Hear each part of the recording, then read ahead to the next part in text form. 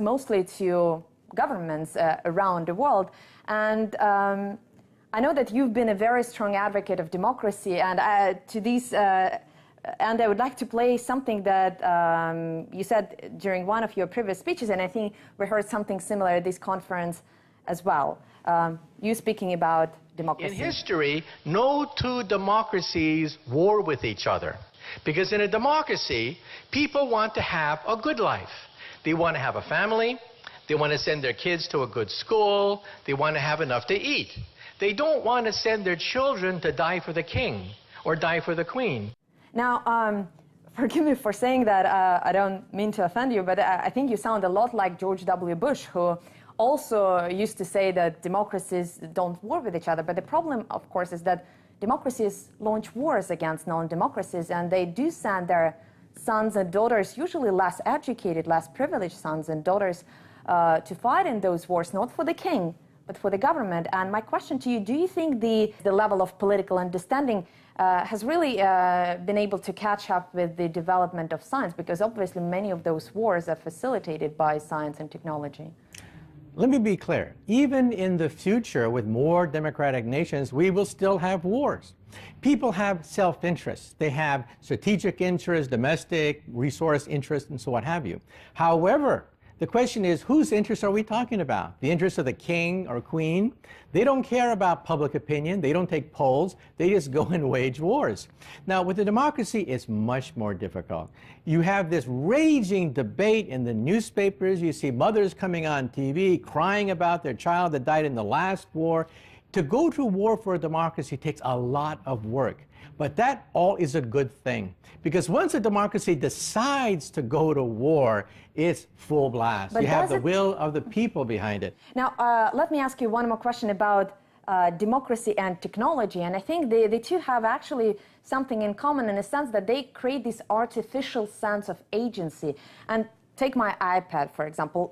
It gives me the impression of control. I think I can use whatever I want with it, but the problem is, of course, that, I cannot change the operating system. I can only download the applications that have already been created for me. And I think democracy is a bit similar in that regard, that people believe that they have all the controls at their disposal, but some of those controls seem to be artificial. So I guess what I'm saying is that this, both democracy and technology can numb your sense of agency. Let me ask you a question. Name a better system that has withstood the long period of time, that has given people prosperity, given people peace. Give me the name of another system that is better. I'm not arguing against democracy. I'm arguing against the appearance of democracy, which I think exists in many of the Western countries. There's no such thing as a perfect democracy. The Greeks did not have a perfect democracy. They had slaves, for God's sake, when democracy was first created. Well, I think it's a very American argument, but for many people... I think it's not American. It is the argument. Well, I don't want to get into an argument with you, but I think it is problematic for many people. But that's what democracy is all about. Democracy is about sharpening 2 points of view and let the best argument win, rather than saying, I'm the king, off with your head. But okay, let me sharpen my point. George W. Bush was a democratically elected president. Obviously, as you said, he had some consultations about that war, but that war was launched under a false pretext. The democratic procedure that exists there in the United States, consultations with the Congress, because the Congress wasn't consulted back then, so the democratic procedure wasn't really explored. I think what you're saying didn't have a chance to actually deliver their judgment. The very fact that you can actually say these things is a testament to the fact that the world has come a long ways from the days of the czars and the kings and the queens. You'd be put in prison for saying a fraction of the things that you just said. But I wonder why is it that freedom of speech is considered to be the domain of Western democracies? Freedom of speech, freedom of science, freedom of exploration existed in a non-democratic world as well. It did not exist. Name me a country throughout history, human history, that had freedom of speech, freedom of science, freedom of religion. Name me that country. To a limited extent, a lot of them. You can't, China, because there is Russia. none. Well, freedom of science. I don't think so. If you disobey the emperor, off with your head.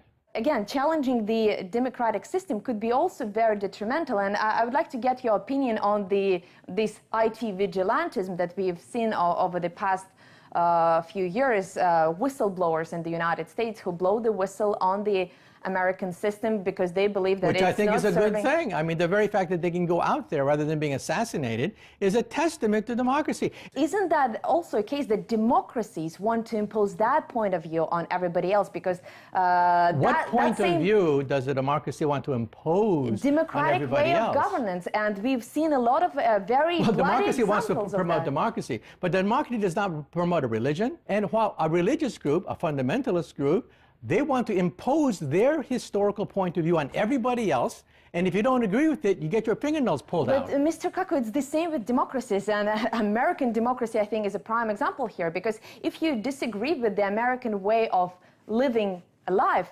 you face a very real danger of a war being pushed onto your country. Let me ask you a question, right? In Afghanistan, did they harbor terrorists who wanted to do damage to the United States? I don't know Do that. nations... And okay, let me ask you a question now. On tape, let me ask you a question. Absolutely. Who was behind 9/11? Are you a conspiracy theorist? Not Are you really. these people that think that maybe George W. Bush toppled his own building?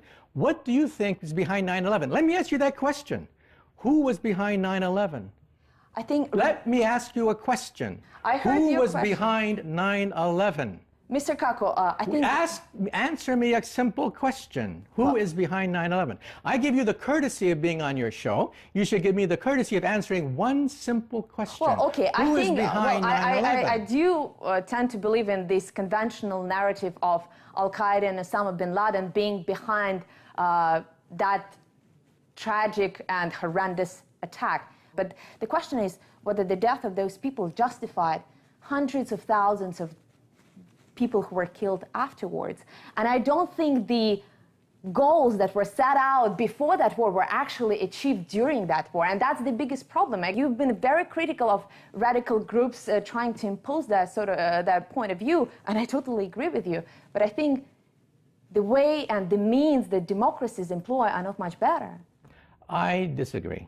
If you equate barbarism and religious fundamentalism with the principles of democracy, I think we've lost, if we accept your point of view, that there's some kind of moral equivalence between forces of darkness and ignorance and torture and persecution and the forces of democracy. I think we've lost. As far as I'm concerned, there are a lot of people who, in this part of the world and many others, who truly believe in democratic ideals, and they're trying actually to, our countries are in transition. But the problem that I see in many of the established Western democracies is that people have grown used to taking those democratic ideals and democratic freedoms for granted, and they no longer challenge their own authorities and no longer subject their authorities to, all those tests that have actually been described in the writings of the American founding fathers. Everything you've said can be summarized in one sentence. You feel that American democracy is not perfect.